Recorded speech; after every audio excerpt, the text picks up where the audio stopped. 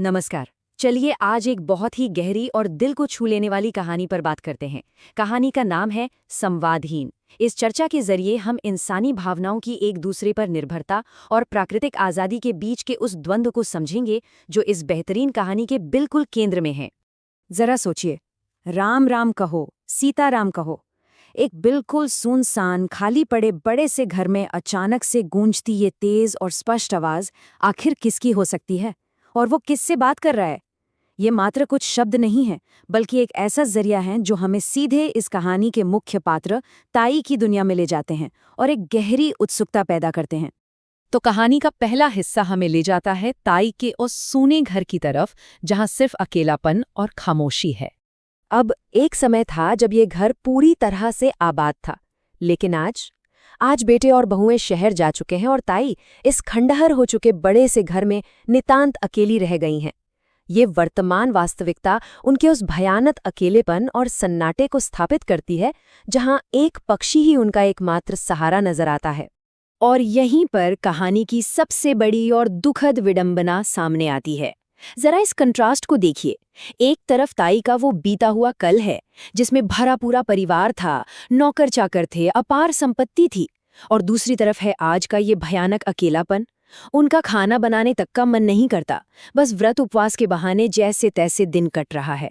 सच में ये सन्नाटा संवादहीन होने के दर्द को बहुत गहराई से महसूस कराता है। और फिर एंट्री होती है मिट्ठू की, एक अनोखा साथी जिसने इस खामोशी को तोड़ दिया। हर हर गंगे सीताराम। जी हाँ, ये मिट्ठू की आवाज है। और ध्यान दीजिए, ये कोई आम पालतू पक्षी नहीं है। ये वो जीती जागती आवाज है जिसने ताई के घर के उस डरावने सन्नाटे को हमेशा के लिए खत्म कर दिया है। सुबह सुबह गूंजते इन रटे हुए मंत्रों ने जैसे उस घर में फिर से नई जान फूंक दी हो। अब यहाँ जो सबसे खास बात है वो है ताई और मिट्ठू के बीच का वो गहरा भावनात्मक जुड़ाव। मिट्ठू सिर्फ रटे रटाए शब्द नहीं बोलता, वो एक सच्चे साथी की तरह बर्ताव करता है। वो ताई को जगाता है, उनकी पुरानी जमींदारी की कहानियां सुनता है, और तो और बुजुर्गों की तरह आशीर्वाद भी देता है। और इसका असर देखिए, जिस ताई ने अकेलेपन के मारे खाना बनाना छोड़ दिया था, वो अब नियम से दाल भात बनाने लगी हैं। वो पूरी तरह से उनकी दिनचर्या का केंद्र बन गया है। लेकिन फिर आता है कहानी का एक बड़ा मोड़, कुंभ मेले की दुविधा और ताई का धर्म संकट। होता ये है कि ताई कुंभ मेले जाने का फैसला करती हैं। काफी सोच विचार के बाद वो मास्टर जगन की पत्नी के पास मिट्ठू को छोड़ने का तय करती हैं। विदाई का ये पल सच में बहुत भावुक कर देने वाला है। आंखों में आंसू लिए ताई बार बार मिट्ठू को जल्दी लौटने का दिलासा देती हैं, और मिट्ठू वो भी अपने चिर परिचित अंदाज में हर हर गंगे कहकर एक ऐसा भरोसा दिलाता है जो खैर आगे चलकर बहुत ही झूठा साबित होने वाला है। यहीं से कहानी का नजरिया पूरी तरह पलट जाता है। जरा सोचिए, क्या होता है जब एक पक्के आदर्शवादी इंसान के पास पिंजरे में कैद एक पक्षी को छोड़ दिया जाए। बस यहीं पर ताई की उस तोते पर भारी भावनात्मक निर्भरता और मास्टर जगन के आज़ादी के कड़े आदर्शों के बीच एक जबरदस्त वैचारिक टकराव शुरू होता है। तो आइए देखते हैं मास्टर जगन की इस आदर्श आज़ादी को और उस वैचारिक टकराव को। अब मास्टर जगन ठहरे स्वतंत्र विचारों वाले इंसान, उनका सीधा सा मानना है कि किसी की भी आज़ादी छीनना पाप है। पिंजरे में बंद मिट्ठू को देखकर उन्हें बहुत अपराध बोध होता है। इसी को कम करने के लिए वो एक बहुत ही नासमझ प्रयोग कर बैठते हैं।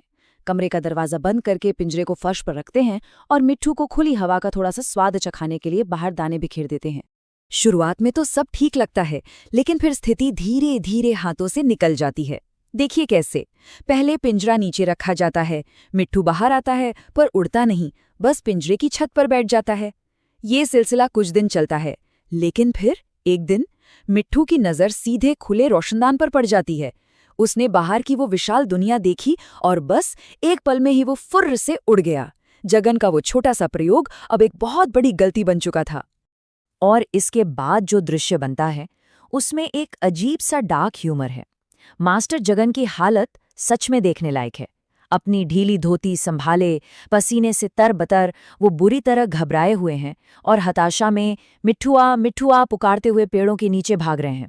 लेकिन मिट्ठू, वो तो आज़ादी के नशे में उड़ान भर रहा है। एक आदर्शवादी इंसान के सारे नियम उस एक उड़ते पक्षी के साथ मानो हवा में उड़ गए। अब इस मुसीबत का क्या हल निकाला जाए? कहानी बढ़ती है अपने आखिरी हिस्से की तरफ, खामोश विकल्प, यानी एक नकली साथी। होता ये है कि ताई के गुस्से से खौफजदा गांव वाले बिल्कुल मिट्ठू की शक्ल सूरत वाला एक दूसरा नकली तोता ले आते हैं। इधर मास्टर जगन डर और चिंता के मारे खाना पीना छोड़ चुके हैं।